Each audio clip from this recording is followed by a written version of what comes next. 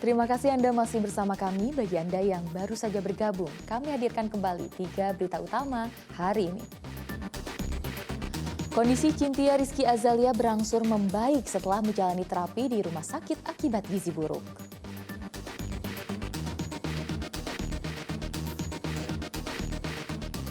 Pesona Desa Wisata Kandri di Kota Semarang bisa menjadi destinasi liburan akhir pekan anak-anak Anda. Di sana tersaji beragam budaya dan permainan tradisional.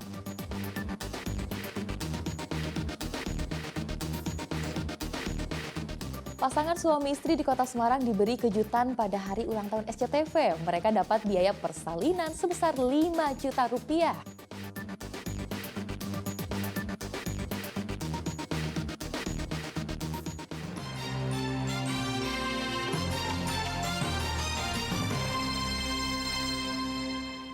Kita ke informasi selanjutnya. Krisis air bersih dirasakan warga desa Kalitapen, Banyumas, terutama yang tinggal di wilayah perbukitan Gersang. Untuk memperoleh air, mereka harus bersabar dan rela antri dengan waktu yang cukup lama di sumber mata air.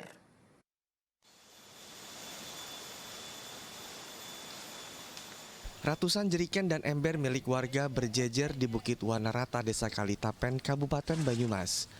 Jeriken dan ember ini sengaja diletakkan di dekat sumber mata air sebagai tanda antrean warga. Warga secara bergiliran mengambil air bersih dari sumber mata air. Karena membutuhkan waktu yang cukup lama, biasanya sebagian warga menunggu di rumah mereka masing-masing, sedang ember atau jerikennya ditinggalkan di sini. Sistem ambil ember secara bergiliran sengaja diterapkan agar semua warga mendapatkan air bersih. Untuk mengisi 2 ember air bersih, biasanya dibutuhkan waktu hingga 1 jam. Debit air di sumber mata air sangat kecil sehingga warga membutuhkan waktu yang cukup lama. Sumber air di Bukit Wanarata menjadi satu-satunya harapan warga saat musim kemarau yang menyebabkan desa mereka kekeringan. Sistemnya bergilir. Bergilir kan setelah saya sudah selesai tinggal ini. Nah ini ntar ada lagi gitu. Terus muter. Terus. Dan memang yang digunakan ini aja nih Bu, sumber ini. Ya, ada tapi Iya, ada jauh pakai motor. Oh, lebih jauh lagi. Iya. Desa Kalipaten Banyumas merupakan wilayah perbukitan tandus yang rawan kekeringan. Saat musim kemarau, warga pasti kesulitan mendapatkan air bersih. Warga berharap pemerintah setempat dapat memberikan bantuan air bersih untuk memenuhi kehidupan mereka. Mardianto melaporkan dari Banyumas. Krisis air bersih saat musim kemarau juga dirasakan warga desa Beluk, Kabupaten Pemalang. Mereka harus berjalan jauh demi mendapatkan air bersih. Warga desa Beluk, Kecamatan Belik, Pemalang berdatangan membawa jeriken dan ember saat mengetahui adanya bantuan air bersih yang datang. Karena sudah 3 bulan warga kesulitan mendapatkan air bersih untuk dikonsumsi sehari-hari, lantaran sumur mereka mengering. Selama tak ada bantuan air bersih, warga harus menempuh perjalanan yang cukup jauh menuju ke mata air Pamsimas yang terletak di pinggir hutan. Saya ngangsu di itu, ya di mata air Silingseng. Gimana? Sulitan nggak kayak gitu? Ya sulit lah, capek Pak, kan jauh. Jauh ya? Apalagi kita kan jalan kaki. Jalan kaki.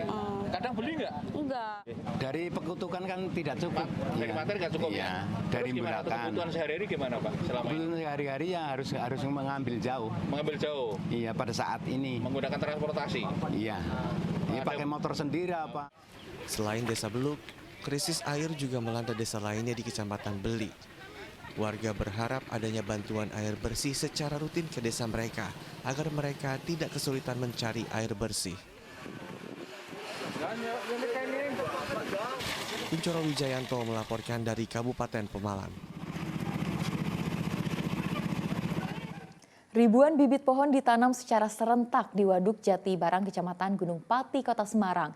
Penanaman bibit pohon bertujuan untuk menjaga ketersediaan air bersih untuk Kota Semarang dan sekitarnya serta antisipasi bencana banjir.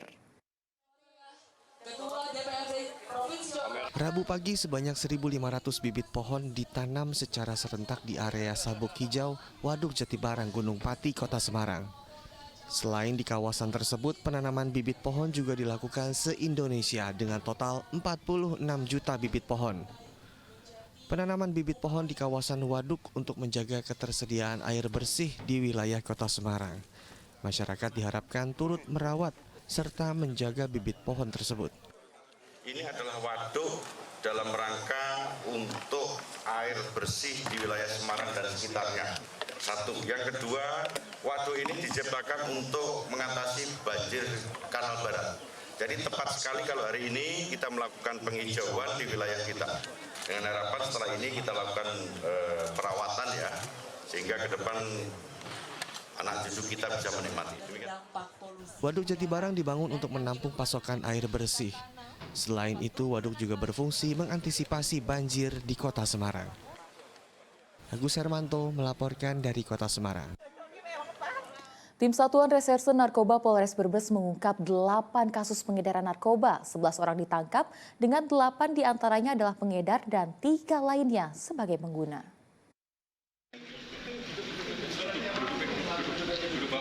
Tim Satuan Reserse Narkoba Polres Brebes menangkap 11 orang yang terlibat kasus pengedaran narkoba atas penyalahgunaan sabu-sabu, ganja hingga tembakau sintesis. Mereka ditangkap di sejumlah lokasi yang berbeda seperti di daerah Bumi Ayu, Songgom, dan di wilayah Kersana, Brebes.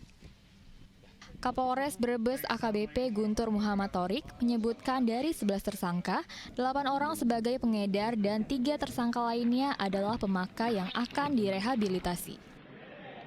Adapun barang bukti yang kita amankan adalah ganja kurang lebih ada 30 tanaman atau dengan berat 23,3 gram. Sabu dengan berat 28,89 gram. Sinte atau sintetis itu kalau dulu terkenal dengan nama gorila ya. Gorila itu kurang lebih 2,8 gram dan dengan hasil tes kit urin sebanyak 3 positif sabu dan ganja. 11 tersangka ini akan dijerat hukuman minimal 5 tahun penjara. Sugi Hartono melaporkan dari Brebes.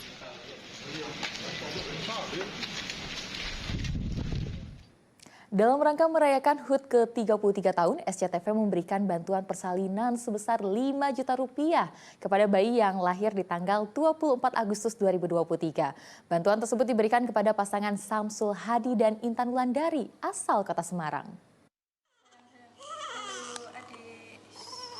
Wajah bahagia terpancar pada wajah pasangan suami istri asal Kota Semarang. Karena tepat pada 24 Agustus 2023, cabang bayi yang telah dinanti-nanti akhirnya lahir dengan selamat di RSUD KRMT Wongsonegoro. Rasa bahagia mereka bertambah setelah tahu ada kejutan berupa bantuan persalinan sebesar 5 juta rupiah dari SCTV. Selain bantuan uang, SCTV juga memberikan bingkisan persalinan dari Fluffy Baby Wear, Gebex Indonesia, Tom TP, serta Baby Happy Body Fit Pants. Jam 6.45 hari Kamis tanggal 24 ya Mas. Mas ini kan anak kedua ya, apakah masih ada rasa khawatir atau deg-degan? Ya, masih ada rasa khawatir, masih rasa takut, sama ngantuk.